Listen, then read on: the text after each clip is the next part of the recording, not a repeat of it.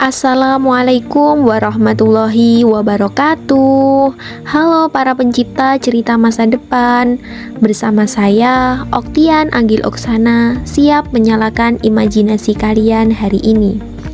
Coba bayangkan, hanya dengan beberapa kalimat, kalian bisa membuat orang lain tertawa, tegang, bahkan terbawa suasana ke dunia yang belum pernah mereka lihat.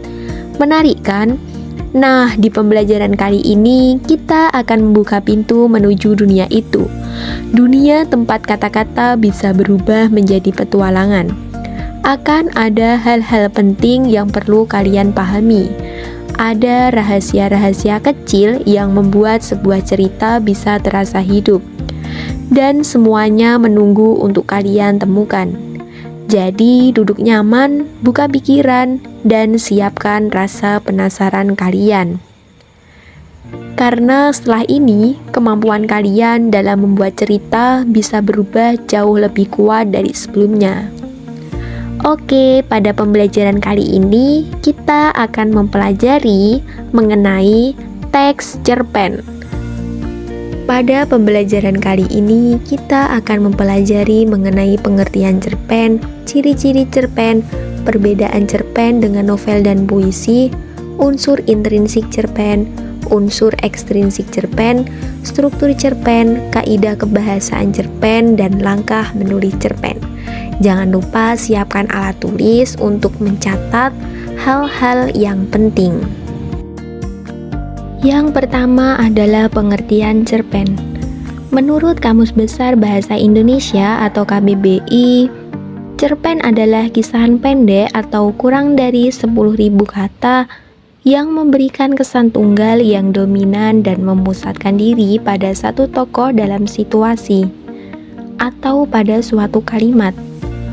Oleh karena itu, cerpen bentuknya pendek dan cerita ini akan selesai dibaca dalam sekitar 10 menit dan sering disebut dengan cerita yang dibaca dalam sekali duduk. Selanjutnya, ciri-ciri cerpen. Yang pertama, ceritanya fiktif. Cerpen merupakan cerita fiktif atau tidak nyata yang dibuat berdasarkan imajinasi penulisnya. Yang kedua, jumlah katanya sedikit.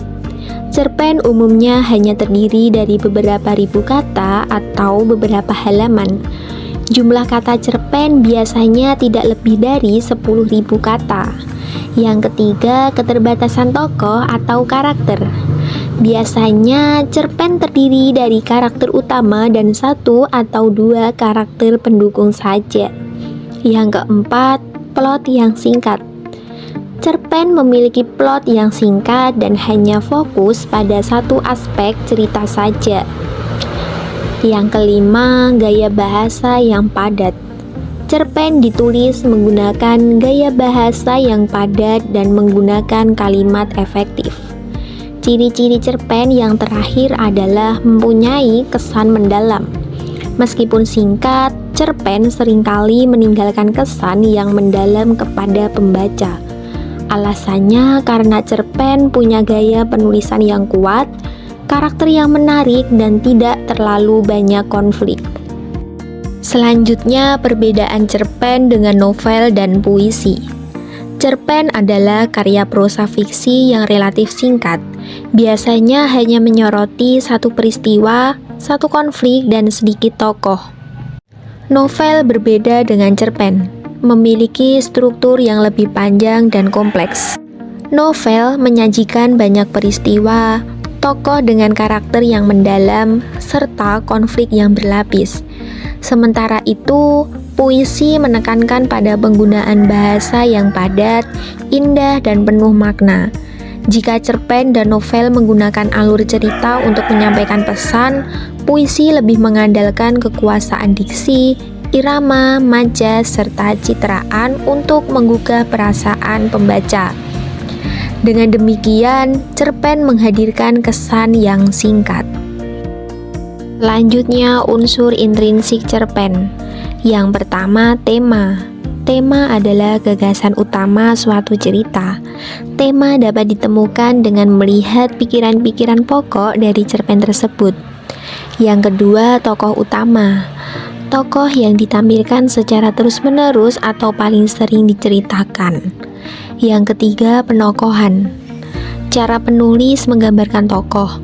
Penokohan terdiri atas tokoh protagonis, tokoh antagonis, dan tokoh campuran. Yang keempat, sudut pandang pencerita. Kedudukan penulis dalam cerita. Sudut pandang pencerita dibagi menjadi dua jenis, yaitu sudut pandang orang pertama dan sudut pandang orang ketiga. Yang kelima, alur cerita atau plot. Alur cerita berisi rangkaian peristiwa yang memperlihatkan sebuah hubungan sebab akibat. Yang keenam, latar. Segala keterangan, petunjuk, dan acuan yang berkaitan dengan tempat, waktu, dan suasana terjadinya suatu peristiwa dalam karya sastra. Yang ketujuh, gaya bahasa. Bagaimana pengarang menggunakan bahasa yang tepat sehingga bisa menampilkan suasana seperti sedih, gembira, menyeramkan, romantis, atau suasana penuh sindiran. Selanjutnya, yang terakhir adalah amanat. Pesan yang ingin disampaikan oleh pengarang kepada pembaca. Amanat biasanya disampaikan oleh penulis secara tersirat. Selanjutnya, unsur ekstrinsik cerpen. Yang pertama adalah nilai moral. Nilai moral adalah nilai-nilai yang terkandung di dalam cerpen yang berkaitan dengan akhlak atau etika yang berlaku di dalam masyarakat.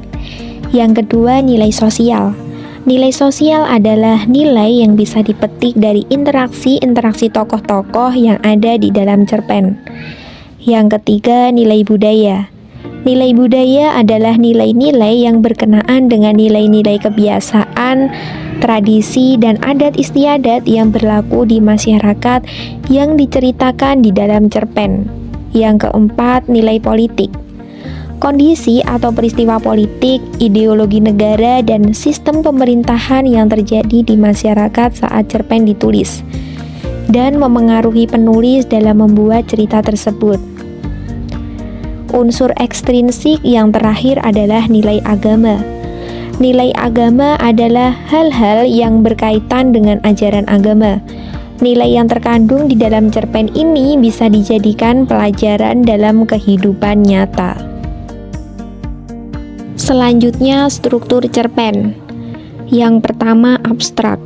Bagian cerpen yang menggambarkan keseluruhan isi cerita. Yang kedua, orientasi. Penentuan peristiwa yang menciptakan gambaran visual dari latar, atmosfer, dan waktu dari cerita. Ketiga, rangkaian peristiwa. Kisah akan berlanjut melalui serangkaian peristiwa satu ke peristiwa lainnya yang tidak terduga. Keempat, komplikasi. Cerita akan bergerak menuju konflik atau puncak masalah, pertentangan, atau kesulitan-kesulitan bagi para tokohnya yang memengaruhi latar waktu dan karakter. Yang kelima, resolusi. Pada bagian ini akan menceritakan solusi dari masalah atau tantangan yang dicapai. Struktur cerpen yang terakhir adalah koda. Komentar akhir terhadap keseluruhan isi cerita juga bisa disebut simpulan cerpen. Selanjutnya, kaidah kebahasaan cerpen. Yang pertama, mengandung kalimat bermakna lampau, seperti pada suatu senja, beberapa tahun lalu, beberapa tahun silam, dan sebagainya. Yang kedua, menyatakan urutan waktu dengan konjungsi kronologis, seperti sejak saat itu, setelah itu, mula-mula, kemudian, sebelum, lalu, dan sebagainya. Yang ketiga, menggunakan kata kerja atau verba yang mengandung tindakan seperti memotong, memotret, memakai, dan memasak. Selanjutnya, yang keempat, menggunakan kalimat tidak langsung seperti menanyakan, mengungkapkan, mengatakan bahwa, serta kalimat langsung berupa percakapan antar tokoh dengan tanda kutip. Selanjutnya, langkah menulis cerpen. Yang pertama, menentukan tema. Kedua, menentukan amanat atau pesan. Ketiga, menciptakan tokoh dan penokohan. 4, menentukan alur atau plot. 5, menentukan latar. 6, membuat kerangka cerita. 7, mengembangkan cerita. 8, menggunakan bahasa yang tepat. 9, memberikan judul yang menarik. Dan yang terakhir, menyunting atau editing cerpen. Nah, setelah kita membahas mengenai pengertian, ciri-ciri, perbedaan dengan novel dan puisi, unsur intrinsik, unsur ekstrinsik, struktur, kaidah kebahasaan, dan langkah menulis dari teks cerpen, tentunya teman-teman sudah tahu dan sudah paham apa itu teks deskripsi. Manakah yang merupakan abstrak, orientasi, rangkaian peristiwa, komplikasi, resolusi, dan koda? Dari pertanyaan tersebut, inilah wacana yang akan kita analisis. Di antara langkah yang ragu dan waktu yang terus bergulir, sebuah kisah terjalin dari bisikan sunyi, dari hati yang mencari makna, dari detik-detik yang merajut harap, dan dari cahaya lembut yang menuntun jiwa menuju ketenangan. Inilah perjalanan batin tentang keberanian kecil yang menuntun pada pemahaman besar tentang hidup dan kebersamaan. Kalimat tersebut merupakan abstrak. Raffi, siswa kelas 6, menghabiskan liburannya di rumah nenek di desa. Rumah tua itu menyimpan banyak sudut yang belum pernah ia jelajahi, termasuk sebuah pintu kayu tua di ujung lorong gelap. Meski orang-orang mengatakan rumah itu penuh kenangan, bagi Raffi suasananya lebih cenderung sunyi dan menegangkan. Kalimat tersebut merupakan orientasi. Pada suatu sore yang diguyur hujan, Raffi melihat cahaya redup merembes dari celah pintu tua itu. Rasa penasaran perlahan mengalahkan rasa takutnya. Ia mencoba membuka pintu, tetapi terkunci rapat. Keesokan harinya, ia bertanya kepada nenek. Namun, nenek hanya menjawab dengan senyum samar. "Belum waktunya, nak." Beberapa malam kemudian, Raffi mendengar suara benda bergeser dari balik pintu itu. Setiap kali ia ingin menyelidiki, pintunya selalu tertutup tanpa celah. Kalimat tersebut merupakan rangkaian peristiwa. Listrik mendadak padam pada suatu malam. Lorong rumah berubah gelap total. Di tengah gelap yang memeluk, Raffi kembali melihat cahaya tipis dari celah pintu tua itu, kali ini lebih jelas. Pintu itu sedikit terbuka. Raffi menahan napas antara takut dan ingin tahu. Saat ia mendorongnya perlahan, pintu berderit, menampakkan ruangan kecil yang diterangi lampu minyak, penuh foto keluarga dan benda-benda lama. Di sana nenek duduk sambil memegang album berdebu. Kalimat tersebut termasuk komplikasi. Nenek tersenyum hangat. "Ini ruang kenangan keluarga kita," ujarnya. Ia menunjukkan foto-foto ayah Raffi saat kecil, kakek yang telah tiada, dan potongan kisah yang selama ini tersembunyi. Pelan-pelan Raffi merasakan ketakutannya luruh. Ruangan itu bukan tempat menakutkan, tetapi ruang yang menyimpan cinta dan cerita yang mempertemukan masa lalu dengan dirinya. Kalimat tersebut termasuk resolusi. Sejak malam itu, pintu tua di ujung lorong bukan lagi sumber ketakutan bagi Raffi. Ia belajar bahwa kadang-kadang sesuatu yang tampak gelap dari luar justru menyimpan cahaya hangat yang menuntun seseorang memahami arti keluarga dan keberanian. Kalimat tersebut termasuk koda. Alhamdulillah, kita sudah sampai di penghujung video pembelajaran kreatif kali ini. Terima kasih banyak teman-teman sudah mengikuti sampai akhir. Semoga materi tentang teks cerpen ini bermanfaat dan menambah pemahaman kalian ya. Jangan lupa like, komen, subscribe, dan share video pembelajaran kreatif kali ini agar lebih bermanfaat untuk orang lain. Wassalamualaikum warahmatullahi wabarakatuh.